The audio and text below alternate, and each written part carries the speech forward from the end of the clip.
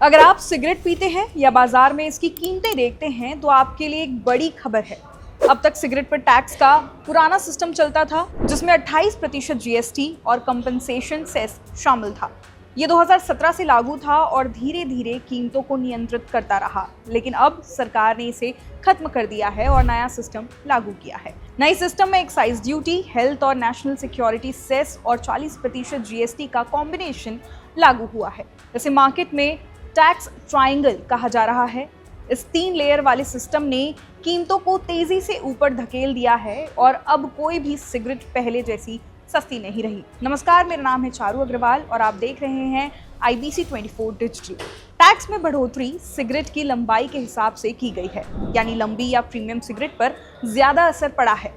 इसे एग्जाम्पल के तौर पर समझते हैं, यानी कि 65 से 70 mm की सिगरेट पर प्रति स्टिक लगभग 3.6 रुपए से 4 रुपए की अतिरिक्त ड्यूटी लगी है, जबकि 70 से 75 mm वाली सिगरेट अब 5.4 रुपए प्रति स्टिक महंगी हो गई है। वहीं नॉन स्टैंडर्ड या डिजाइनर सिगरेट पर तो काफी ज्यादा मार पड़ी है।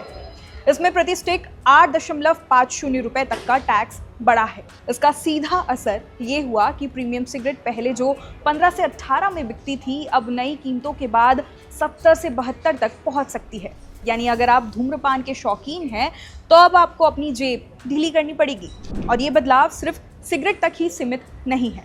सरकार ने पान मसाला पर भी नया स्वास्थ्य और नेशनल सिक्योरिटी सेस लगाया है। ये सेस अब 40% जीएसटी के ऊपर अतिरिक्त है। सरकार को उम्मीद है कि इस कदम से 2026-27 में लगभग 14,000 करोड़ रुपए की आमदनी होगी। चालू वित्त वर्ष के शेष 2 महीने में ही इसमें लगभग 2,330 करोड़ रुपए जुटाए जा सकते हैं। कुल मिलाकर टैक्स में ये बढ़ोतरी न केवल सरकारी खजाने के लिए है, बल्कि इसका मुख्य मकसद है स्वास्थ्य पर ध्यान देना और युवाओं में तंबाकू का इस्तेमाल कम करना।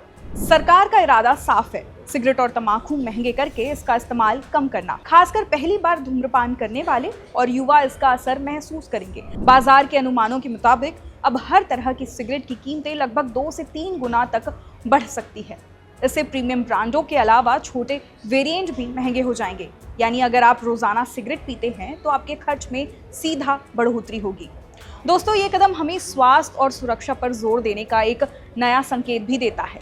अब सवाल ये है कि क्या बढ़ती कीमतें वास्तव में धूम्रपान को रोक पाएंगी या लोग अब भी इसे खरीदते रहेंगे? आपको क्या लगता है? इस वीडियो में कमेंट करके जरूर बताएं।